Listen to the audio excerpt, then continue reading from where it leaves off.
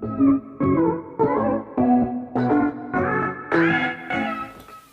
guys, what's good? Welcome back to another video. Yeah, there's going to be a couple of videos coming out today, which this is the first of them. It's the kind of summary of the Ashes series. I know I haven't done the end of play for any of the test match. The final test match, obviously England won by quite a comprehensive victory. I think that setting them going off the bat, setting them that target, setting them 399 to win was always going to be a tall ask. It was always going to be very very challenging, and yeah, they obviously didn't get it. But to keep it short and sweet, keep it bite-sized, keep it just like, to the key points of the test matches that have obviously been played over the summer. It was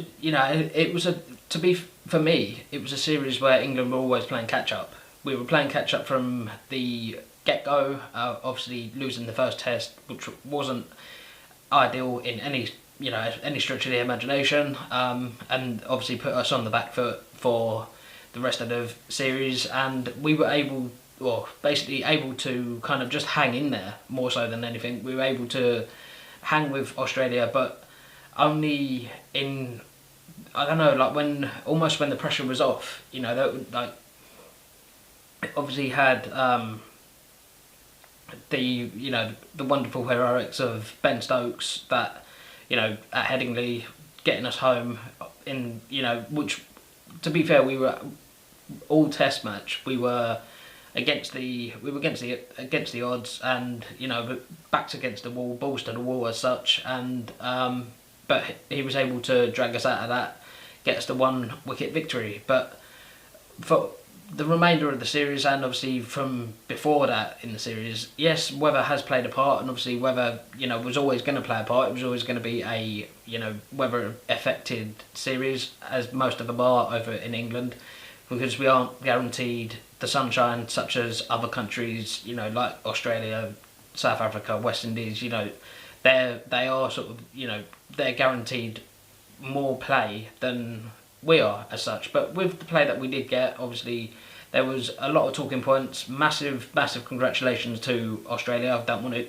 you guys to watch this and think, I'm just sitting here being not bitter, because we can't really be bitter at all. We were just not good enough for long enough in the series. Throughout the test matches, dropped, I think, to be fair, some of the selection was probably questionable, and only in the last test they actually got it right, and they started playing the team that should have been playing in the whole of the series, moving the top order up and down, and moving players here, there and everywhere, taking players out of the team, putting players in the team. It was it's one of them where I think we were just underprepared. I think, we come off the World Cup victory. I think we were massively underprepared in the test arena, and our test team does need a lot of work to it. It needs, we're probably not going to see Stuart Broad or Jimmy Anderson in any of the Ashes series to come. So this was probably, and most likely, their last series, which obviously is it would be a big miss. But I think with the breakout star Jofra Archer, I think that was it was a big thing for him to come in and take the wickets that he did, and the volume of wickets that he did, taking 2 5-wicket hauls in his first sort of 3, 4, 5 matches, and I think that's, I don't know, it just shows the type of character that he is. And bringing in Sam Curran for the last test, which was, to be fair for me, a big call, and it was a call that should have been made, as I mentioned, probably towards the start of the test, this series. But the series played out how it did. I think personally, from the very first review I did, that when I said and I stated that Australia are a bang average side, they were coming in with experience, but also players that have not played at the top level for as long as the rest. Steve Smith obviously being the difference between the two sides, that's, you know, that was there for all to see. And again, congratulations to Steve Smith on a stellar series. You know, he averaged, I think it's 109.95, 110.95, something like that, something absolutely crazy. Something that we probably will never see in a test match, or certainly in an Ashes series, in an Ashes test series, ever again. So again, that just proves just how good the batsman he is, and being number one in the world, they've got the number one test batsman in the world and the number one test bowler in the world. So, you know, make of that what you will, take it however you want it. I think it's been a great. It's like, to not get it twisted, it's been a great summer of cricket for England. You know, if you'd have said we were going into the World Cup, hosting the World Cup, and coming out the victors, all right, albeit a little bit fortuitously in the final, but at times you've got to ride your luck. You make your own luck, and you've got to ride it. You know, ride the wave when you get it. So all these people that are saying, oh, you know, well, you know, you got lucky, this and that in the World Cup. Shut up. You know, seriously. You know, just grow up. Just, you know, just because your team never won it and we won it sort of slightly fortuitously, we still won it. It still goes down as an English victory. It still goes down as we have won the World Cup. All right, and you could say, well, if there was a choice between winning the World Cup and winning the Ashes, I'm not quite sure what I'd prefer. I think part of me is leaning towards the Ashes, but also part of me is leaning towards the World Cup, because I think I've seen England win the Ashes, not necessarily live, but I've seen them win series after series, and I've never seen England win anything international, you know, where other countries have been involved and other countries have obviously competed against us and against, you know, the rest of the world. But getting back to like just the series as a whole, I think from what I have said, you know, we've struggled. I think we've struggled to stay with Australia at times. We've, you know, just not being good enough for long enough periods in the game. You know, sometimes, as again, you know, selection not being 100%, or how we bowl. I think how we bowl, we've been bowling just too short on wickets. I mean, I think for a majority of like the first 3 tests, we were bowling short. Just because you've got Jofra Archer in there doesn't mean you have to just tell him to bowl short, you know, bowl bouncers all the time. That the bouncer should be a surprise delivery. I think personally it should be a surprise delivery, and I don't think it should be kind of predictable. You know, you should never be predictable in anything you do in Test cricket, in one day cricket, or, you know, in any of the 3 formats.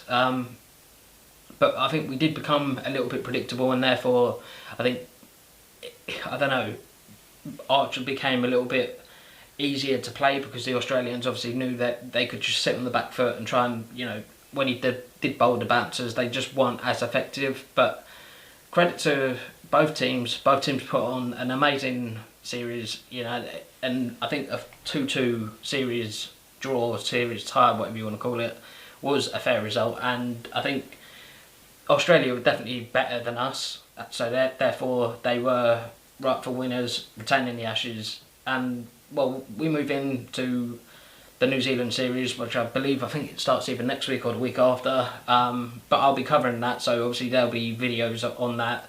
The time difference will make it a bit kind of awkward to obviously watch it live, so I will be watching the highlights package that the ECB put together, and then kind of give you my views and what I've heard like through the media and everything like that. And because I do obviously base like my opinion not off of just sole media and like whatever